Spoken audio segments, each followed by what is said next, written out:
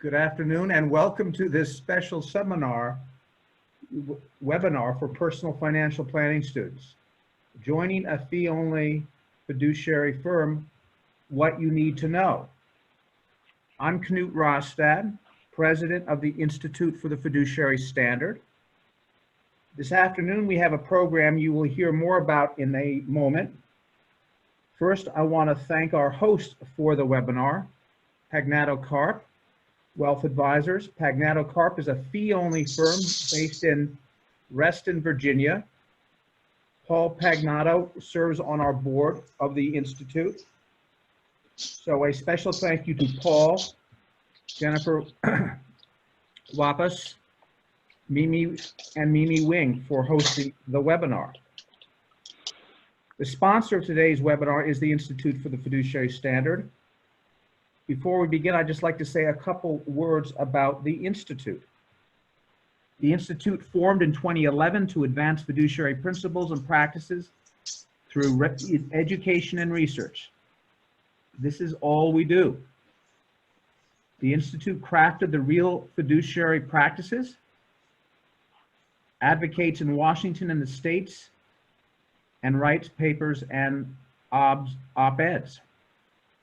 We sponsor Fiduciary September and the Frankel Fiduciary Prize.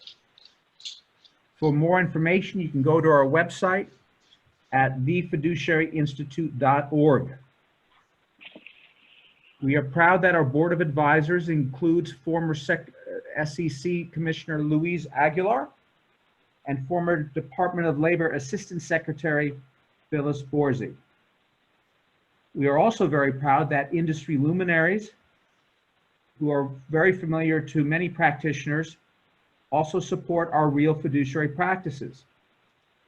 They include Dan Moysen of Moysen Fitzgerald in Florida, Cheryl Garrett of the Garrett Network, and Skip Schweiss of TD Ameritrade. This webinar for PFP students is the third such webinar this academic year. The videos of webinars can be found at our website. If you go to the Programs tab, you will see the page for PFP webinars. The idea for these webinars started with a visit to Texas Tech in 2018. This was a great chance to speak with many PFP students about why fiduciary duties are vital to planning and that, in fact, they are under great pressure throughout the field. Pressure to be weakened or shortcut, or in some cases even removed. So we are fortunate today, there are many firms and many planners who resist these pressures, and you who are on this webinar are fortunate to hear from three such planners in this webinar. Devin? Thank you, Knut. So, hey everyone, my name is Devin Baker. I'm a personal financial planning student at Texas Tech University. I'm currently a senior in the personal financial planning program, and I graduate next fall with my bachelor's. And shortly after I graduate, I plan on working for a fee-only financial planning firm, and then also sitting for the CFP exam as well. So during this webinar, we're going to be covering 4 different topics. Those are finding the right culture fit, what it means to be a fiduciary, setting expectations for career progression, and also technical skills. So I'd like to remind everybody to mute their mics, and also if y'all want to ask questions throughout the webinar, please do so. Y'all are welcome to. That's why we're here, is to answer any questions that y'all may have. This panel is going to do a fantastic job at doing exactly that.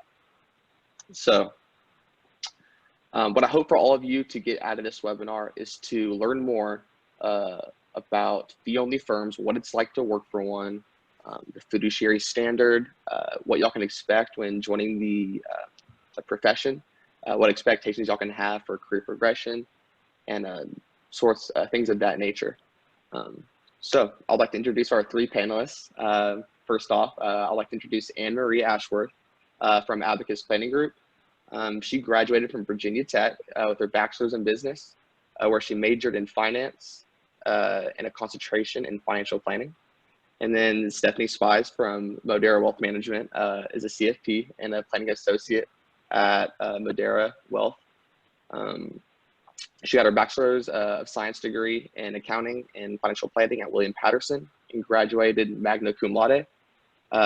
She joined Modera in 2017. And then we also have another one from Modera, Brian Schiess, is a financial advisor at Modera.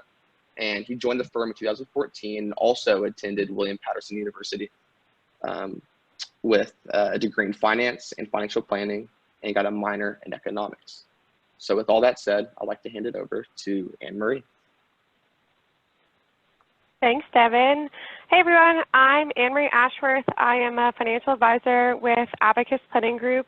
Abacus is a holistic, fee-only financial planning firm with offices both in Columbia, South Carolina, and Greenville, South Carolina. We manage about $1.1 billion on behalf of our 220 families and clients. We're a firm of 28 part-time and full-time employees, so that's fun. And I've been with Abacus for the last 5 years. So as Devin mentioned, I graduated from Virginia Tech and was hired out of school. So as we were preparing for this, I reflected on the last 5 years at Abacus, and I have thoroughly enjoyed, challenged myself, and really grown unbelievably. And when I think back to why, a lot of that is in part to expectations that were set prior to me joining the team at Abacus, so during the interview process.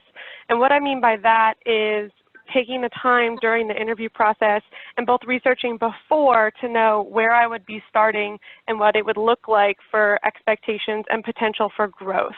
So as with many job interviews, I was given a job description, so I knew before my interview what it would look like on a day-to-day basis and what my responsibilities would look like. So going into the interview, it allowed me to refocus, and we all know interviews are very stressful, but it allowed me to refocus and say, okay, this is a two-way interview.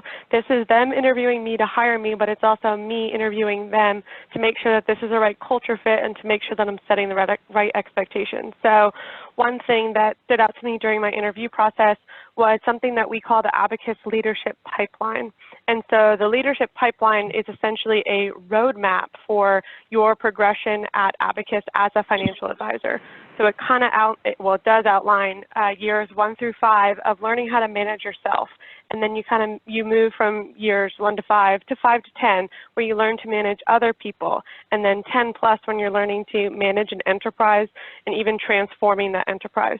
So within that leadership pipeline, I'm able to look at it and say, what skills, behaviors, readings, resources should I be working on, and knowing what have I already accomplished and what do I have to work on. So for me, that was a great reason for me to set expectations.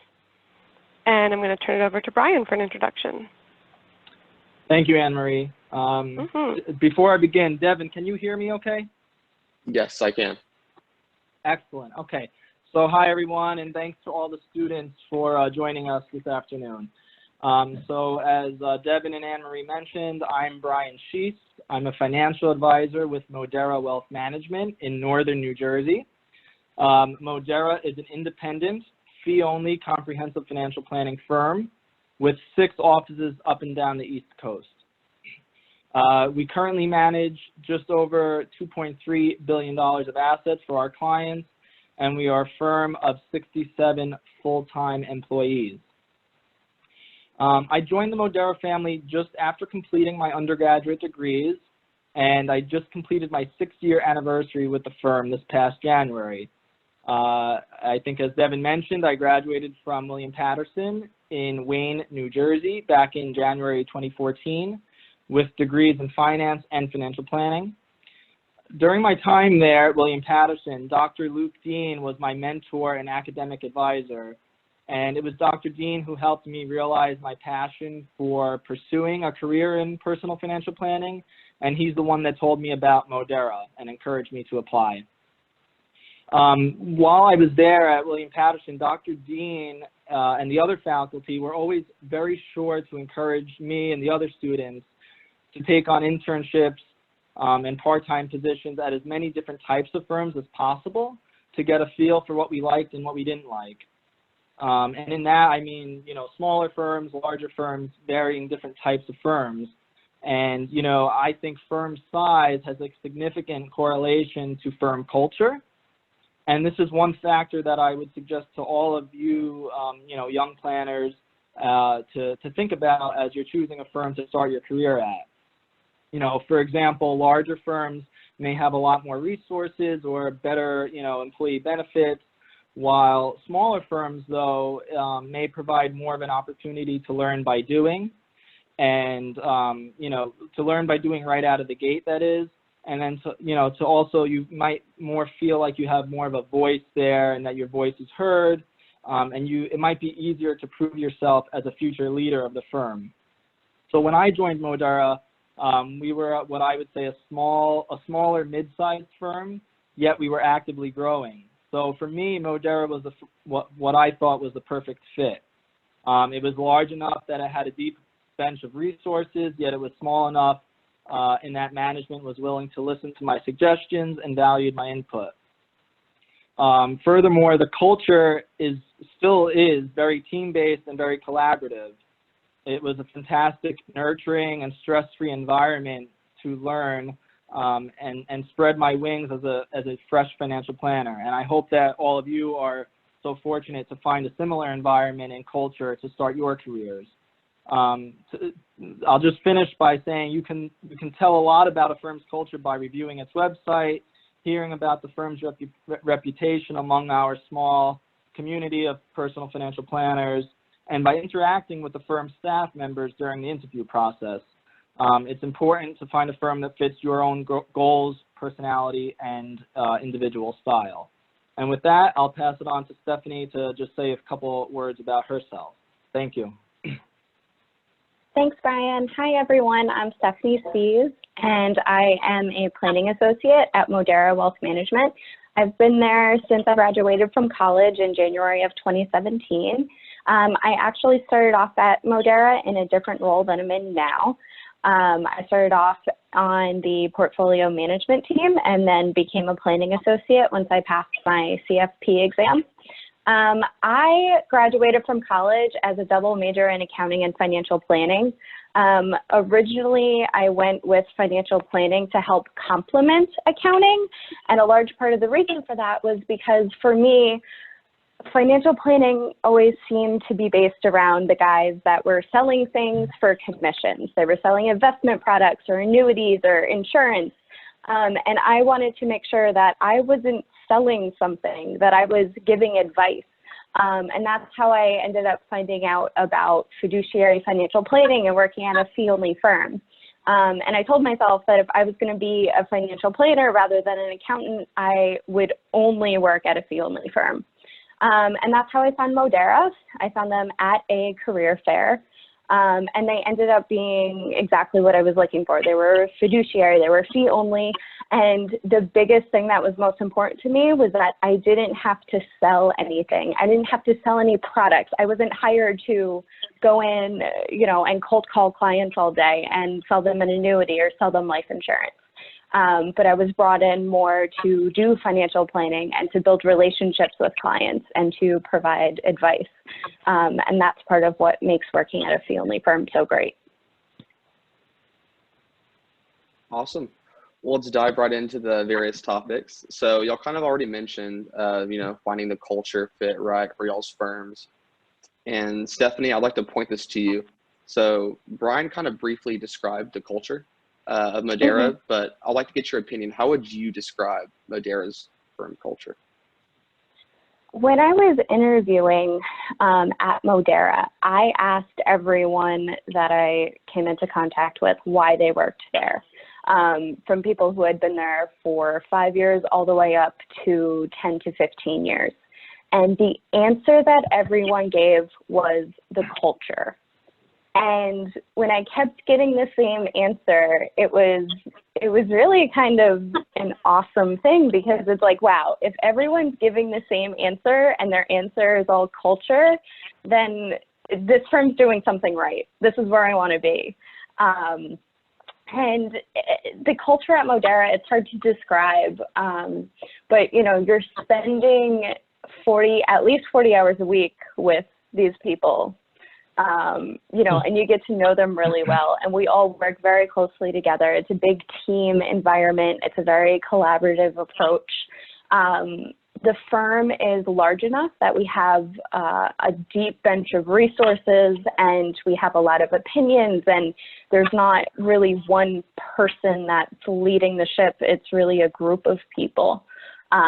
So, you know, there's always good conversations, and, you know, not everyone always agrees, but in times like this, you know, we're all coming together and checking in on each other. And I'm based in the New Jersey office. We're working remotely, and, you know, it's a time where our firm is really, you know, coming together, and it's a really good thing to see.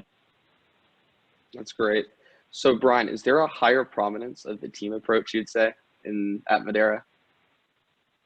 Yeah, I mean, at Modera, our whole firm is based on the team approach, in that our clients are not the client of any one single advisor, they're clients of the firm.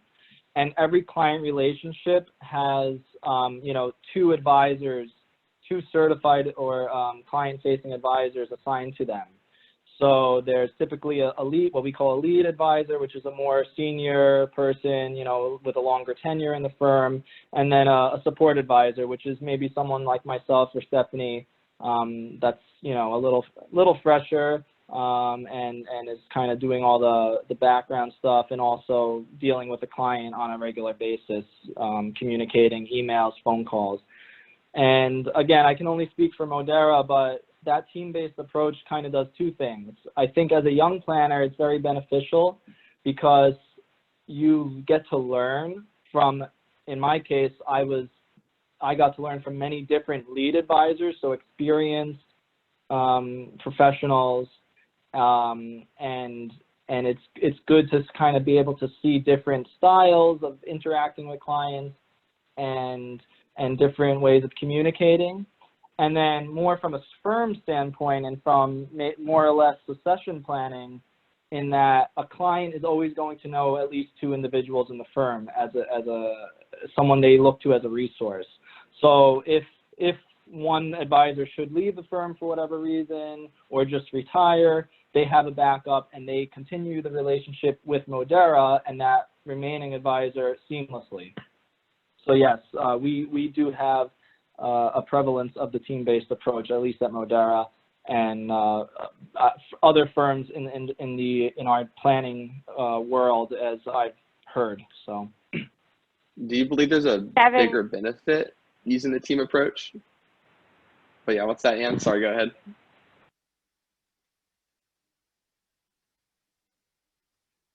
Yeah, definitely, Devin. I do. Again, for the reasons I said. From the firm standpoint, there's definitely a benefit there.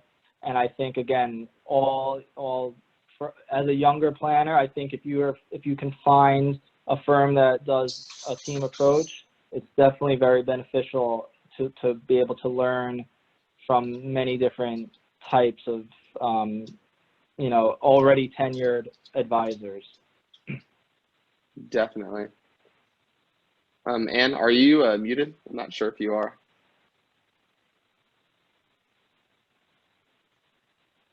I'm running into some technical difficulties. So I want to mention or talk about and cover what it means to be a fiduciary. So being a fee, this is for you, Stephanie, and Anne-Marie. Being a fee-only financial planner, how are conflicts of interest avoided? So the first thing that we do when we're talking about conflicts of interest is you first have to be able to identify them and to see that they're even there before you can avoid them. So we kind of put on this transparency hat and think like, could this cloud my judgment or change my recommendation based on what you know, the advice I'm giving to the client? So the main thing is that as a fee-only firm, we don't receive any commissions on trading. We're not selling any insurance. We're not receiving any referral fees or kickbacks. We're not buying client lists or names or phone numbers like that.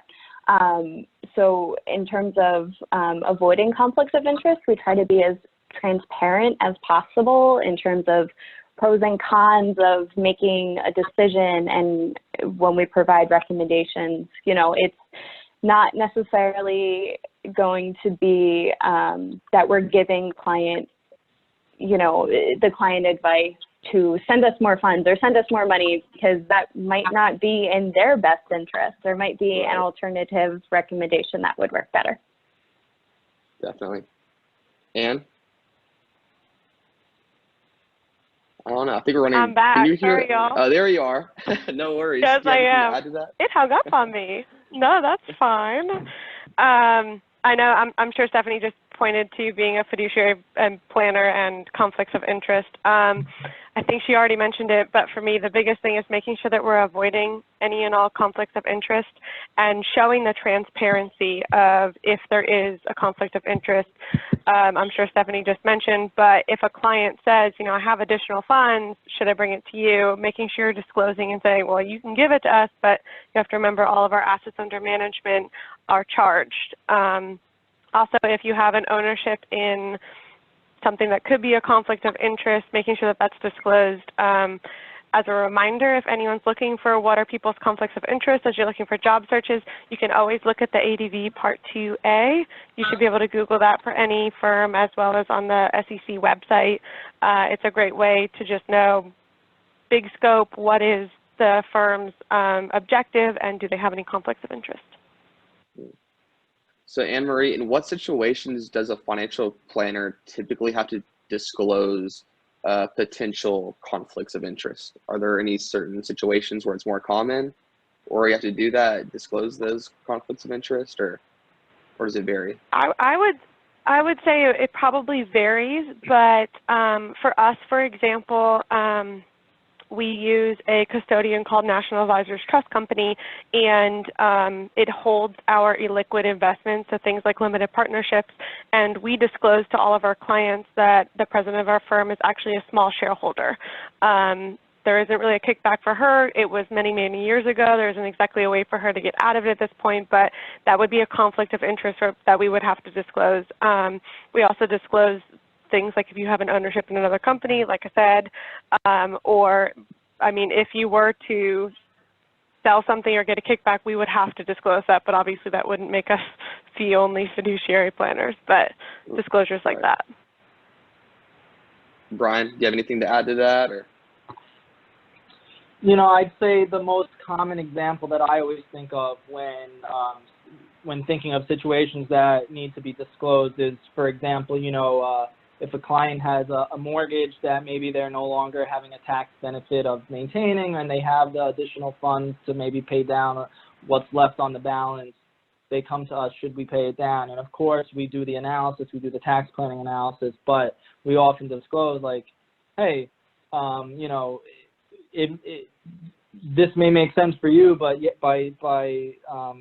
if we think that they should not pay down the mortgage, that's money coming out of the portfolio, right, to pay down the mortgage potentially. So that's one thing that we kind of disclose and say, if we recommend this, or if we don't recommend this, we're still billing on those assets that remaining in the portfolio. So that's just kind of one thing to think about, that it's very common. So moving to transparency with your clients, Brian, what steps do you take to be transparent with your clients? Yeah, so I'd say the biggest thing that we do is what I'd say, just it starts with education, right? So if we have a new client, we'll often spend some time with them explaining maybe what we do, how it differs from maybe a traditional broker-dealer. For example, excuse me one moment. For example, like we may point out the products that they were in previously with their other advisor, and we may point out 12B1 fees, for example, if that advisor was getting a kickback from the fund company. And then we go and we show them our preferred products, and which are very, typically lower cost, and we'll show them, these are completely, we don't get a kickback. We're completely independent of our choice in these funds. And that's kind of one example. And I think it really just starts, again, with education in general. Definitely. And it appears we actually have a question from Alex Bowling. Alex wants to know, how does the fee-only label and advice interact ethically if fees are tied to AUM, especially considering that AUM is how firms and advisors are measured? Does anyone want to take that I can take that one if you want, Devin. Go for it, Anne-Marie. Alex, that is a great question, and I will tell you that that is probably one of the biggest things that fee-only financial planning struggle with. Yes, we get paid via assets under management. Abacus actually also gets paid with a retainer financial planning fee. So we have a financial planning fee of somewhere between $8,000 and $75,000 a year, and then we also charge on assets under management. And when you look at, you know, Brian mentioned having transparency when it comes to mortgages or whether or not they should invest with us, that is something that we're always transparent with. And for that reason, annually, so we typically meet with our clients twice a year, at least annually, probably in the first half meeting, we sit down and we review the invoice with the client and break down and say, this is what you're paying us for a financial planning fee, and this is what you're paying us assets under management. In terms of ethically, I would also say that we set our fee once a year, but we charge on it 3 times a year. So what that allows us to do is so essentially we set it as of December, and then we'll pull it 3 times throughout the year. And other firms set it quarterly. So if the market's doing really well throughout a year, they set it quarterly and they get a little bit more throughout the year. What that allows Abacus to say is, so if we set the fee once, when you're thinking of a bull run up, there's 7 years in an up market or 7 years in a down market, it allows for less fluctuation in the fee. So that is also something that we disclose. If you have a further up question, I'm happy to answer, but I will say that that is something that we struggle with. And you'll see that trends in financial planning is a lot of people are moving from the assets under management to some sort of mix of a retainer fee or hourly or fee for plan type of metric as well. I don't know if Brian or Brian have anything to add. Yeah, I'll just add to that. This is Brian.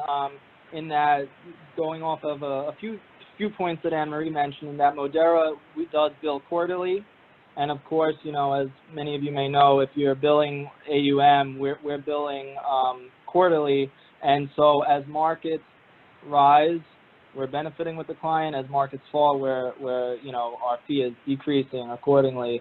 So that kind of eliminates some conflicts of interest there just in the AUM. But I would agree with Anne-Marie that firms are looking to move towards either a full retainer structure or maybe some combination of the two, as Anne-Marie mentioned, that Abacus employs. And Modera is doing that as well. You know, we have been starting to, for newer clients, institute, you know, a financial planning fee, and we have been trying to incorporate a retainer in mix as well. Stephanie, do you have anything to add to that, or? No, I don't. So regarding fees, Anne-Marie, why is it important to be fee only? It's a great question, Devin. I think it brings us back to why are we all fiduciaries and why do we strive to work for a company that is a fee-only financial planning firm.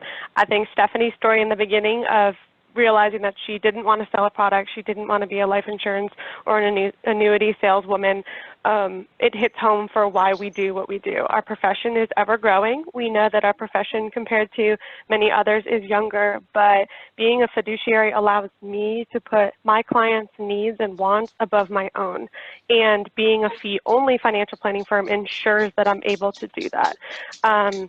There's a place for life insurance and annuity salesmen. They're great products and they're necessary, but me being able to separate myself from the life insurance industry makes sure that I'm doing everything in my power to ensure that the advice and recommendations that I give to my clients are the best.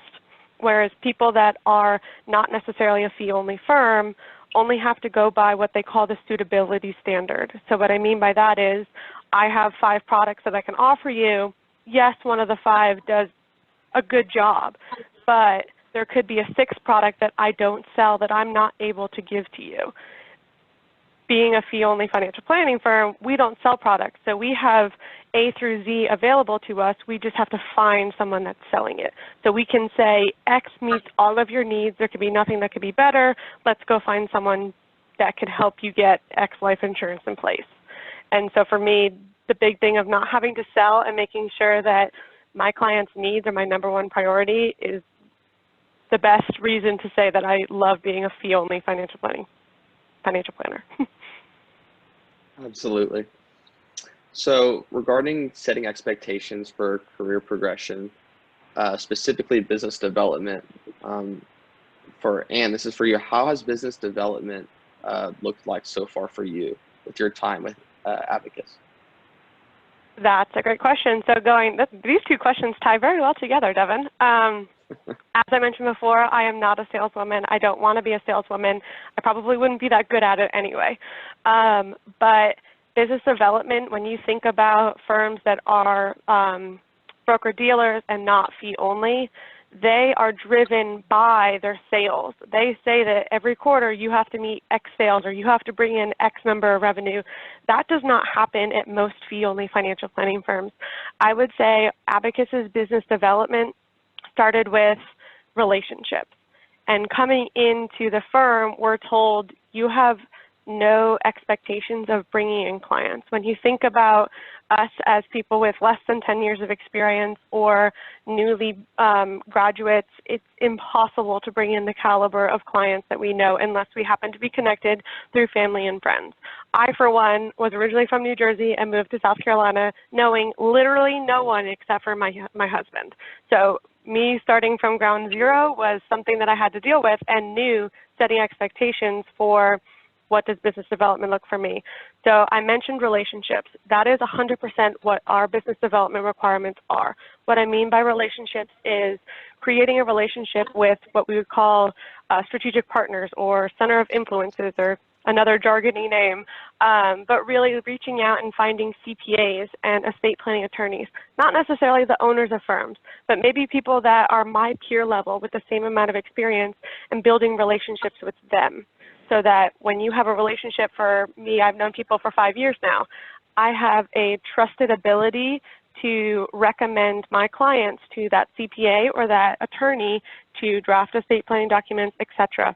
And you hope that vice versa, that is how your business development develops.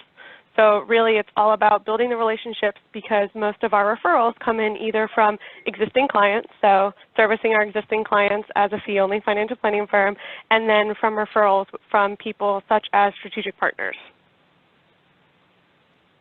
Brian, do you have anything to add to that? What does business development look like for you? Yeah, Devin, yeah, so very similar to Anne-Marie's story with Abacus. You know, Stephanie and I'll speak for Stephanie.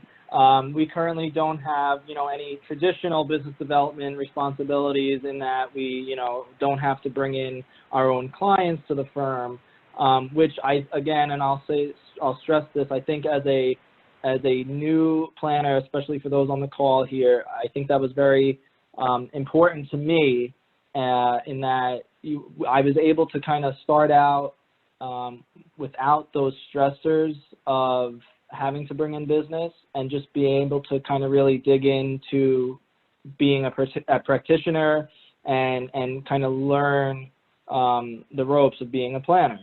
And then as far as our responsibilities now are pretty much similar. It's encouraged of us to network with CPAs and estate planning attorneys, especially those kind of in our generation or in our role at those types of firms. But I'd also add, what I personally do, and it's encouraged at Modera, is, one thing is thought leadership, so writing articles on various planning topics, and we, publishing them under the firm, under Modera, but through LinkedIn, on our firm's website and other channels, kind of to get the firm's name out there and our own, and really just to be a cheerleader for the firm in general. So not only is it networking with other professionals, but maybe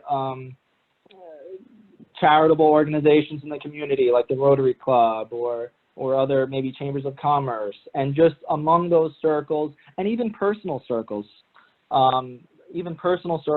people you may know in your personal life, to just be there and be known as a resource, show people that you care, let them know what you do. And I think over time, all of those relationships will, you know, prove to bear fruit in terms of business development. Thank you, Brian. Yep. Stephanie, what can students expect regarding the role they will have in starting out in the financial planning profession? Mm-hmm. So as I mentioned earlier, I started out in a role that was pretty different compared to what I do today. The day-to-day was very different. I started off on our portfolio management team. So I was helping with the trading functions at the firm. So everything from executing trades to reviewing trades to reconciling trades the next day. So I was kind of in one specific area of Modera, and then once I passed my CFP exam, I went from there and, you know, started doing more planning associate work, and I, you know, kind of my day-to-day started to change, and I was doing much more financial planning. But out of working on the portfolio management team, I got a really good understanding of our investment philosophy and how rebalancing works and what it looks like and how just kind of everything functions together from that way. So that was something that was really helpful for me. So your day-to-day doesn't necessarily have to start out as doing financial planning and sitting in meetings all the time. I kind of started out in a much different role. But as a young planner coming right out of college, when you're sitting in a room with a client, or if you're going to be in a client meeting, chances are you're going to be in there taking notes, you're going to be in there observing, and afterwards asking the lead planner questions about the recommendations they made or questions about things that the client said, and kind of just absorbing and learning from the more experienced advisor in the room. So how common is it for someone to jump into like a financial planning role or sitting in on client meetings? Is that something that's common or probably pretty uncommon? I'd say that it depends on the size of the firm you're at and the type of firm that you're at. And it's something that over time, like I worked up towards. I was in a couple client meetings when I was in my other role doing trading. And that's because they wanted me to sit in on a few meetings because the plan was that I would transition out of the role I was in. So it varies based on the firm. Awesome, thank you. Brian, what is your role typically on your day-to-day basis? Is it pretty similar? Does it vary from each day? Yeah, so yes, it definitely varies from day to day. You know, a typical day may be doing some, it could definitely vary, but some examples are data entry into eMoney, but in my current role, more so it's client communication and client responsiveness via phone call, email. So I'm constantly communicating with clients, following up on certain recommendations that we've made, assisting them with implementing recommendations, and then again, of course, responding to questions and requests for recommendations. And you know, I work with a lot of different types of clients, all different ages, all different personalities. So it's always very, it doesn't really ever get too boring. And especially these days with everything that's going on in the world, you know, it's those are the times where it's a good learning experience to know how to interact with many different types of people and many different types of clients. Definitely. Anne-Marie, can you kind of echo that? Is that how you experience your firm? The role changes from day to day? Yeah, there are 0 days that are exactly the same. While they might be somewhat remotely, as Brian said, I'm a planner, so figuratively, and I love to have my weeks and my months planned out. But you realize that, yes, while I have to do X, Y, and Z, I typically leave probably 35 to 50% of my day open, knowing that something's going to come in or someone's going to ask me and delegate a different project to me, and it's going to have to take precedence over other things. So big picture, at Abacus, we meet with our clients typically twice per year. which means we do a full review of everything financial planning, from retirement to estate to taxes, and we do it what we call a deep dive into them, and then we meet with them twice a year. So I kind of know on a general day-to-day basis, like, this is what I have to get done. But you have no idea, as Brian mentioned, with the way the markets are and with the coronavirus, you have no idea what's going to be worrying a client. So last Friday, I spent 45 minutes on the phone with one client talking about the markets and then talking about their family, and it wasn't necessarily anything expected, but I'll probably never have a day like that again. So as Brian mentioned, yes, we're doing a lot of communication, and for that reason, you have to leave a big part of your day open and still be able to get the things A through C done for that day. Yeah, it always makes work interesting, not knowing what's going to happen, I guess, every time you go in. Yep. So jumping into the technical skills, Brian, this is for you. How important is it to obtain the CFP designation? And is it required for fee-only firms? Well, I can, again, I only speak for Modera, but at least at Modera, we kind of view the CFP as the gold standard in, credentials and designations. And we pretty much, it pretty much is required in that the firm will not necessarily hold you out legally to give advice to clients without holding a CFP, just because of its strong,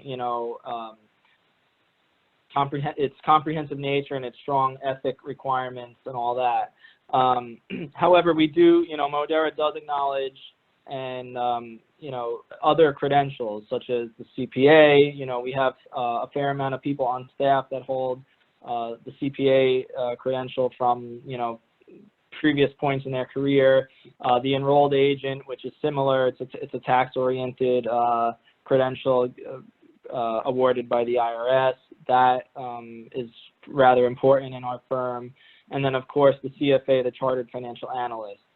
And, amongst others, but those I would say are the main ones. And I think those other types of credentials are important in addition to the CFP, just because they can show further specialization in certain subject areas, and, they can improve your credibility as a younger planner to clients and to your colleagues.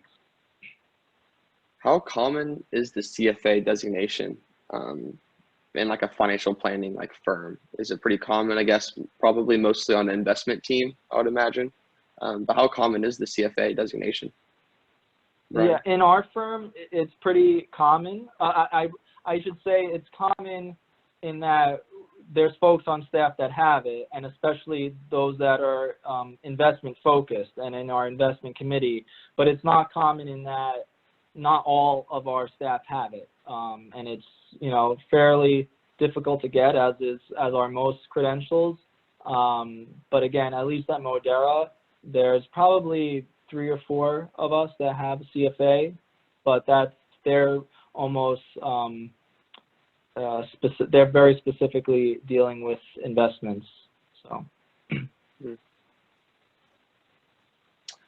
So, Anne-Marie, how do you manage studying for the CFP exam while working at a firm? Does the firm typically help out for studying for it and even help subsidize the cost at all? That's a great question, Devin. So I'll start out by saying setting expectations. I'm sure almost everyone on this phone call knew when they were graduating, or you're thinking when you are going to graduate, that you want to sit for the CFP exam. Devin already said, my plan is I'm graduating and I want to sit for the CFP exam. So that is a great question to ask, and something to remember is what benefits do you offer for people that want to take the CFP exam. For Abacus, they do pay for the exam itself. You get 3 days off to take the test and to study for the test, and they'll also pay for study materials. Some firms do a reimbursement, some firms will pay as we go. It really just depends upon the thoughts, and there's not a right way or a wrong way. It just depends. So Abacus did pay for everything. Managing the study for the CFP while working at a firm takes a lot. I will be the first person to tell everyone on this webinar that I failed the CFP the first time. I did it completely wrong the first time, and the second time was way easier because I knew what I was getting into. The CFP is not a joke at all, and none of us knew it to be that, but it is a very difficult exam that requires a lot of studying, probably at least 4 to 5 months worth, and I did it all wrong. I managed to get engaged, graduate college, move to a new state, move into a new house, and start a new career all at the same time while trying to study for the CFP exam. That was not a smart move on my part, so the second time around, I knew to become a hermit for 5 months because my job required it. As Brian and Stephanie mentioned, it is held in high regard, and you cannot give financial advice in a fee-only firm if you do not have either your Series 65 or your CFP. So I would say studying is very difficult, and it ramps up as you get closer to the exam, but it's manageable, and I promise you can do it. Stephanie, did Modera ever help with studying for the CFP exam? Did they give you all some time off or some, extra hours off just to study for the exam? Mm-hmm. So Modera was very flexible with me preparing for the exam. They let me use my PTO to take time off to go to a live review course because that's what I felt like I needed to help me prepare for the exam. And, I was in the office early and late studying, so I was always there, in a conference room or something like that. And most importantly, my coworkers were always there if I had questions or needed clarification on something. They were a really great resource for me to be able to go to. Awesome. Stephanie, also, what are some advantages of having the CFP as opposed to being a financial planner without the designation? I mean, is it a really huge difference in benefits? I would say that, well, it helps you progress along in your career, but it definitely helps you be more credible to clients, especially being a younger planner fresh out of college. A lot of clients, some clients might look at you and go, oh, you're a kid. What do you know about financial planning? Okay, you have a degree. But then once you start to say, oh, well, I passed the CFP exam, and clients who are familiar with the process for it, so, you start to become a lot more credible because it shows your dedication. It shows that you've passed minimum education requirements. You completed a comprehensive exam that's not easy to pass. And you have a minimum level of experience. You either need 2 years or 3 years worth of experience. So it definitely helps to hold you in high regard when you're a younger planner just starting out. So, yeah. Awesome. Are there any questions from our participants? Feel free to send in any questions. We have a little bit of time left, so if you have any questions about anything we've discussed, please do so. I would add in something else about the CFP exam. It is very highly beneficial to take a review course. Like Anne-Marie, I also had the great pleasure of taking the exam twice. Which is something that I don't think you guys would want to do. And the first time it didn't go so well for me because I didn't have a regimented study plan. I was right out of college. I thought I knew everything that could be on the exam, and guess what? They throw some curveballs at you. I didn't do enough practice questions. I was not mentally prepared for things that I was going to be asked. So taking a review course was super helpful in that, and it also helped me stay on track and regimented with studying and preparing. But in terms of what career choice or what test provider is best for you, it really comes down to your learning style and how you want to learn. And do you want something in person? Do you want something online? Do you want physical study materials? Do you want flashcards? So those are all things that go into studying and preparing for the CFP.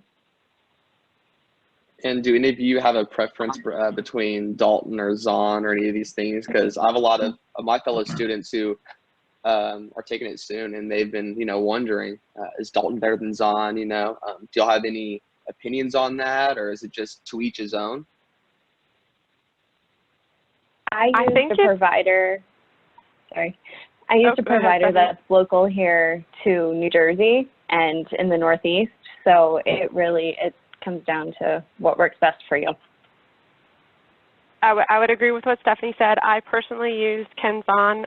Being in South Carolina, Ken actually himself teaches one course because his wife loves Charlotte, North Carolina, so I chose to do his there. I feel like you have to learn from the God if you're going to do Ken's-On.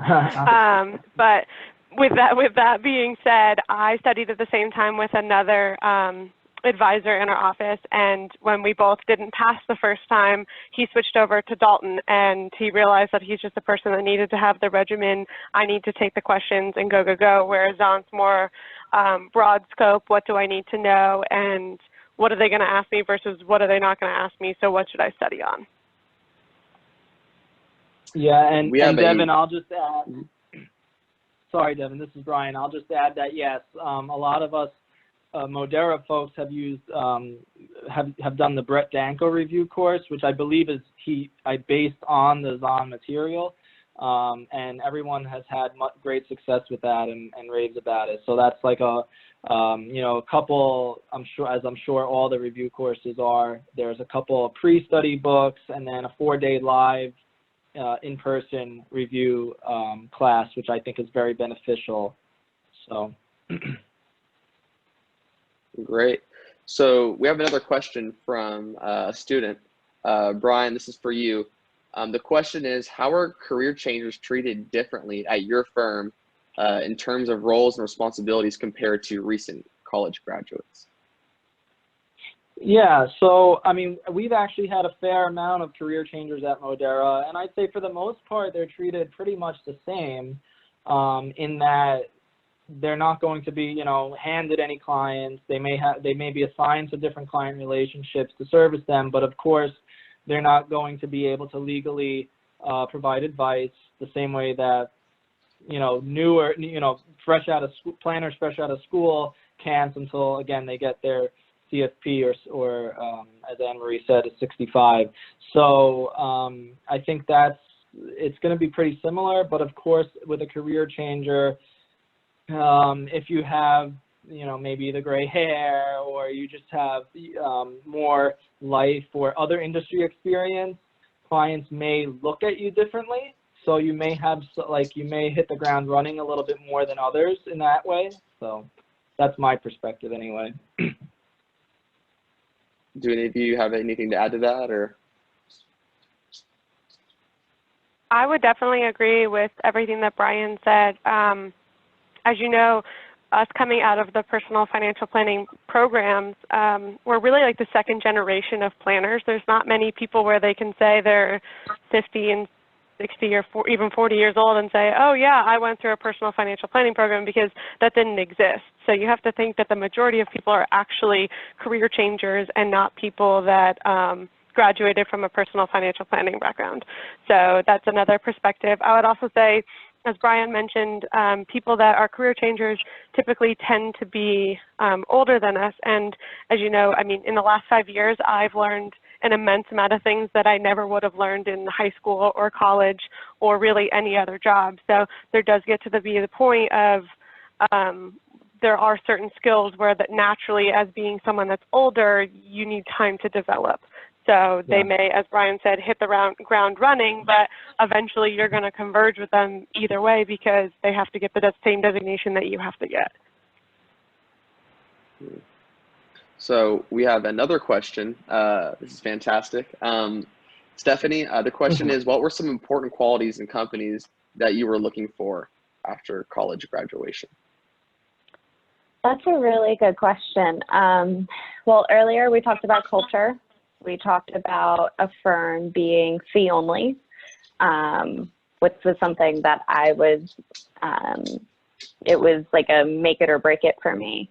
Firm size was also important because previously I had interned at a firm that was 5 people and I was the youngest, and there was no one within, like, everyone was at least 15 to 20 years older than me. So I was by far the youngest, and socially it was not going to be the best mix for me. So like I said earlier, you're going to be working with these people for 40 hours a week.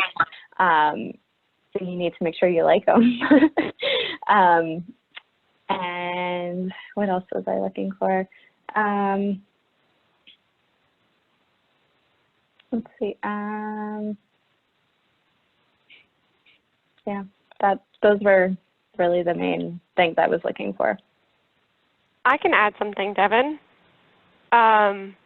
Stephanie hit exactly all of the points, and then can you guys hear me? Yes. Yes. Yeah. Oh, sorry, it like cut out my whole screen cut out for a second. Something that hit it for me was culture. So going back to what we talked about in the beginning, you know, Stephanie and Brian both mentioned that when you're interviewing people and you're saying what makes you want to work here, everyone says culture. Well, to me, I always thought, okay, well, everyone has to have cultural norms, and what is their culture? It's got to be strong. And everywhere I interviewed, I was like, so what's your culture like? Tell me more. And some people literally passed me a piece of paper, including Abacus, that said, well, here are our cultural norms. And you're like, okay, well, that doesn't really tell me. Just because it's on a piece of paper doesn't mean you embody your cultural norms. So something that split Abacus apart from everyone else is when you ask someone about why they like their culture or what was most important about their culture, everyone had a different answer, but it was a different answer because it was what was most important about the cultural norms to them. So for us, Abacus is a very quirky firm. I like to say we're Google-esque because we have things like a nap room and a ping pong table, and we like to celebrate a lot, so we have like monthly birthday parties. But I could also realize that if I didn't ask the questions about culture, that there would be certain people with personalities that wouldn't have fit into the Abacus culture. And we've had people that have come in, stayed a few years, and realized, you know, this isn't the culture that I want. So making sure, as Stephanie said, you fit with the people, whether it's demographically or size-wise, it's really important to make sure that you fit the firm and that the firm fits you. Brian, do you have anything to add to that? Yeah, I'd agree with everything everyone said. Excuse me. But the one thing that I touched upon during my intro at the beginning of the webinar was that, you know, while I was at William Patterson, Dr. Dean encouraged all the students to try an internship or a part-time position at as many different firms as possible. And dare I say, he would also actually suggest an internship or a short stint at a traditional broker-dealer, brokerage firm.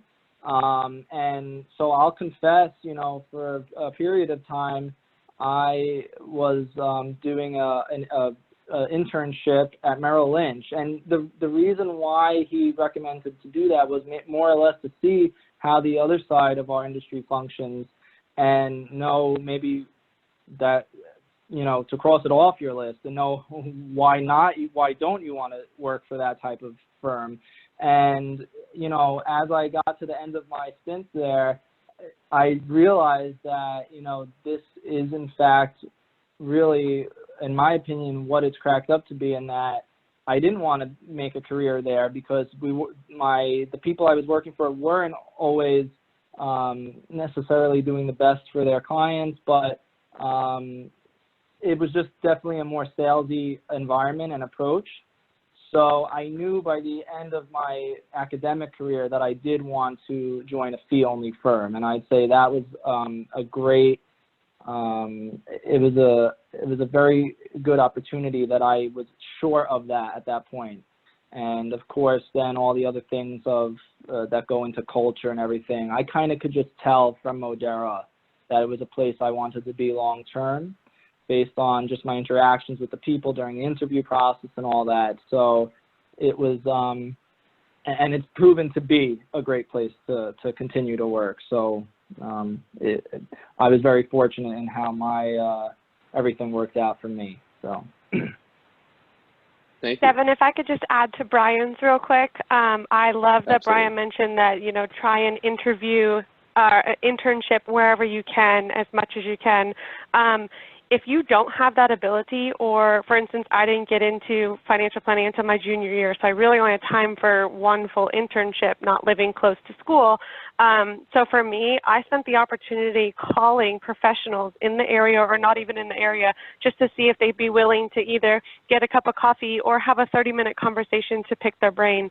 So really it gives you an idea of what's this culture versus what's that culture. And I know Virginia Tech did a great job during their Financial Planning Association meetings of having people come in from professionals come in from different states and different towns to kind of talk about a financial planning topic, and then being able to take them out to lunch or dinner, and that was invaluable. So I will offer up now, if there's anyone that's a participant, and I'm sure Stephanie and Brian would be willing to do the same, if anyone wants to have a conversation offline about what it's like to work in financial planning, or you have specific questions about interviewing, you can email Devin and he can provide my email address. I'm more than willing to help anyone.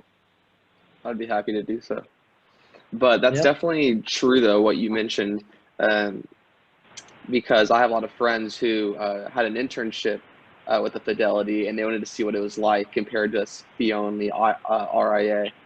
So it's definitely a good idea, you know, maybe during an internship, go check out Vanguard. Maybe you like it, maybe you don't, but it's okay. It's just an internship. It's only 3 months.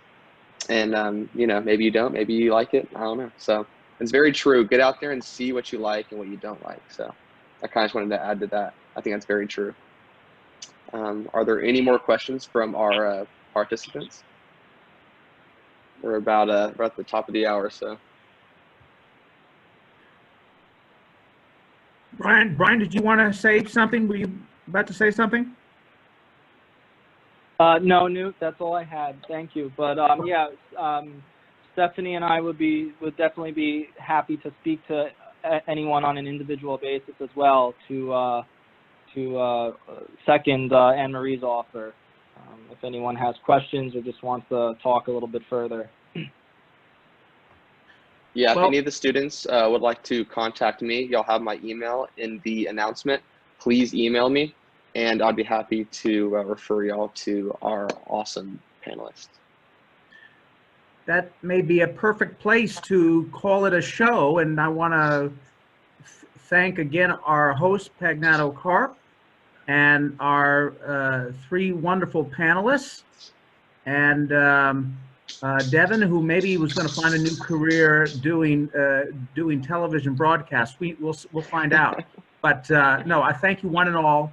I hope this was good for the audience, for our participants, and I don't think it could have gone much better. So on that high note, we will call it a show, and have a good evening, and be safe and be well. Thank you, everyone. Thank you. Bye, everyone.